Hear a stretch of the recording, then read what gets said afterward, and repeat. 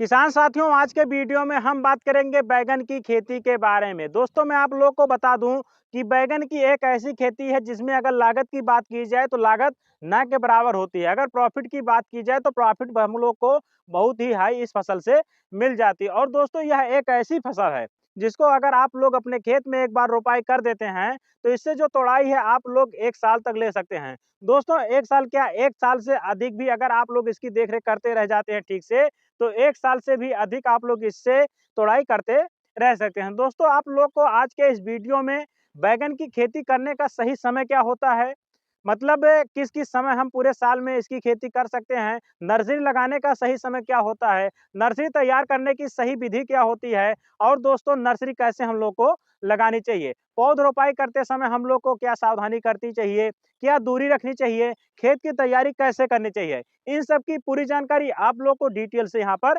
मिलने वाली है। तो दोस्तों, अगर आप लोग बैंगन की खेती करना चाह रहे हैं या अगर आप अधिक मुनाफे वाली खेती करना चाह रहे हैं तो इस वीडियो को आप लोग पूरा जरूर देखिएगा। आप लोग को बहुत ही शानदार जानकारी इस वीडियो में मिलने वाली है। तो चलिए दोस्तों, वीडियो को शुरू करते हैं। उससे पहले अगर आप चैनल पर पहली बार आए हैं, वीडियो पहली बार देख रहे हैं तो चैनल को सब्सक्राइब करिएगा और वीडियो पसंद आएगा तो और दोस्तों के साथ शेयर करिएगा। यदि आप फेसबुक पेज पर देख रहे हैं तो पेज को फॉलो करिएगा।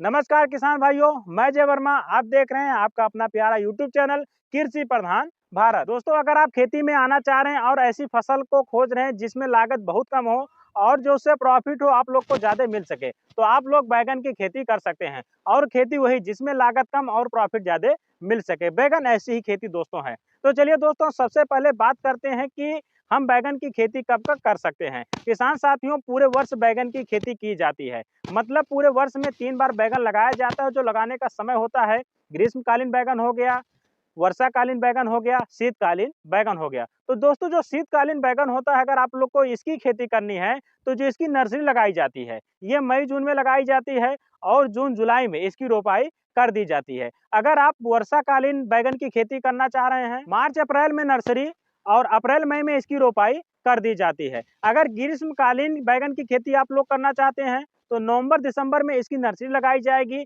और दिसंबर जनवरी में इसकी रोपाई कर दी जाती है। अगर सही विधि से नर्सरी तैयार करने की बात करें तो सामान्य जो खेत की ऊंचाई होती है उससे बेड की ऊंचाई 1.5 सेंटीमीटर और चौड़ाई 1 मीटर, जो आप लोग को इसकी लंबाई रखनी है वो रखनी है 10 मीटर। इसके बाद किसान साथियों, बेड में आप लोग को गोबर की खाद अवश्य डालनी है। इसके बाद आप लोग को जो बीज की बुआई करनी हो लाइन में करनी है और लाइन में बीज की बुआई करने के बाद इसकी जो आप लोग को ऊपर से जो बीज ढकना है, बीज ढकने के लिए 3/4 खेत की उपजाऊ मिट्टी होनी चाहिए और उस मिट्टी में 1/4 सड़ी गोबर की खाद मिला लीजिए और ऊपर से ढक दीजिए। गर्मी में आवश्यकता है कि आप लोग ऊपर से पैरा पुआल से दोस्तों ढक दीजिए या फिर जो जूट के बोरे आते हैं उससे ढक दीजिए। ढकने के बाद दोस्तों इसमें ऊपर से आप लोग को पानी देना है, हजारे से दे सकते हैं या किसी फुहारे माध्यम से दे सकते हैं। और दोस्तों, जब बीज अंकुरित हो जाए उसके बाद आप लोग इसके ऊपर से पैरा पुआल डाले हैं या जूट का बोरा डाले हैं उसको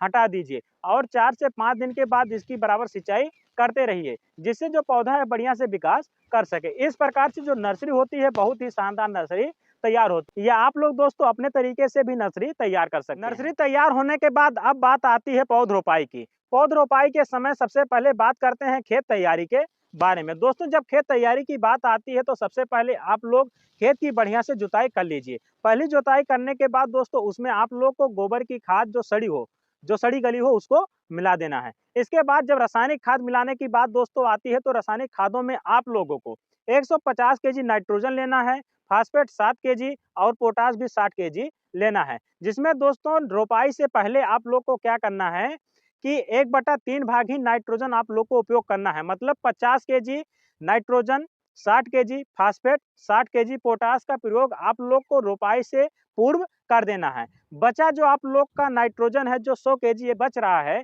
इसका रोपाई करने के 30 दिन बाद टॉप ड्रेसिंग करना है। इसके बाद जो 50 केजी बच रहा है दोस्तों, उस 50 केजी का प्रयोग रोपाई के 45 दिन बाद और पहली टॉप ड्रेसिंग के 15 दिन बाद ही प्रयोग करनी है। इससे बढ़िया विकास और जो पौधा होगा सही से चलेगा, इसका शानदार रिजल्ट आप लोग को देखने के लिए मिलेगा। अब दोस्तों बात करते हैं पौध रोपाई की सही दूरी के बारे में। तो दोस्तों पौध से पौध की दूरी जो आप लोग को रखनी है वो रखनी है 60 सेंटीमीटर और लाइन से लाइन की दूरी रखनी है 75 सेंटीमीटर। इसके बाद दोस्तों पौध रोपाई के बाद जब 30 से 35 दिन बीत जाएंगे, जब खरपतवार निकालने के लिए या आप अपने जब खेत की गुड़ाई करेंगे, तो उस गुड़ाई में आप लोगों को अपने पौधे के किनारे पर मतलब उसके जड़ पर आप लोगों को रखनी है मिट्टी। क्योंकि दोस्तों यदि आप मिट्टी नहीं रखते हैं तो जब फल आएंगे इसमें अगर हवा चलेगी तो पौधे गिरने की संभावना ज्यादा रहती है। तो आप लोग को इसमें मिट्टी भी लगा देनी है। इस प्रकार से आप लोग बैगन की खेती से अधिक प्रॉफिट ले सकते हैं और बढ़िया उत्पादन भी मिलेगा। तो दोस्तों आशा है आप लोग को ये जानकारी अच्छी लगी। अगर किसी प्रकार से कोई जानकारी छूट गई है तो आप लोग कमेंट करके उसकी पूरी जानकारी ले सकते हैं। दोस्तों यदि जानकारी अच्छी लगी हो तो लाइक जरूर करिएगा और दोस्तों के साथ शेयर करिएगा। तो चलिए फिर मिलते हैं अलग वीडियो में एक नई जानकारी के साथ। तब तक के लिए धन्यवाद। जय हिंद, जय भारत, जय जवान, जय किसान।